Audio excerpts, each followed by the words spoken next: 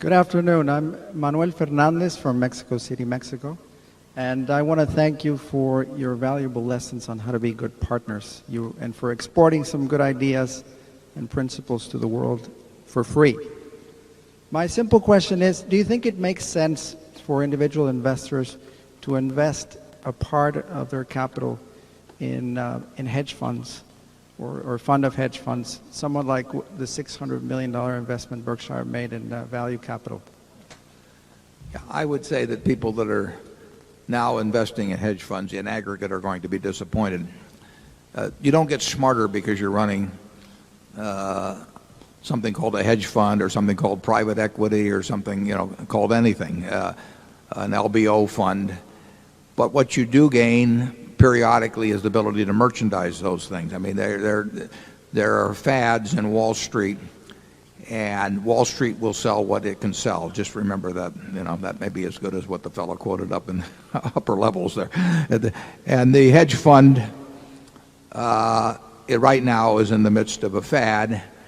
It's distinguished not by the ability to make more money. It's distinguished by the extraordinary amount of fees that are collected. And believe me, if the world on $600 billion of money is paying 2% fees and a percentage of the profits, and the losers go out of existence and the winners continue for a while and take money off the table, it is not going to be a great experience in aggregate for investors.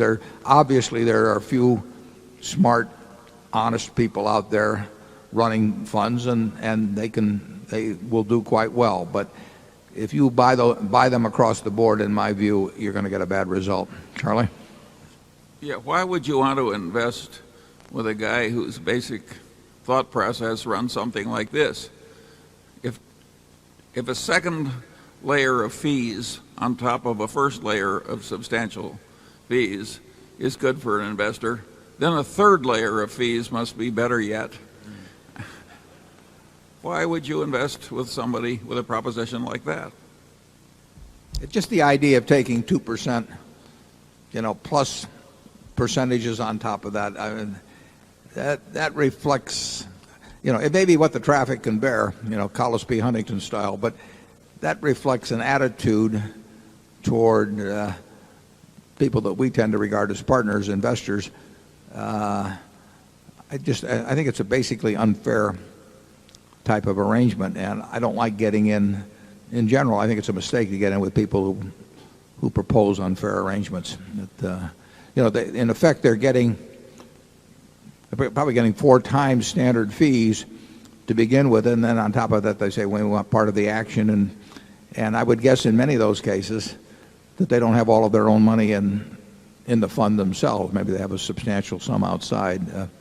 Charlie and I both ran partnerships in the 60s and 50s with me and into the 70s with him that would generally be classified as hedge funds. They had the compensation arrangements somewhat similar, although not like they are now. And we did they had some similarities, but I don't think we had quite the attitude toward the people we were trying to that we're asking to join us that the present managers have.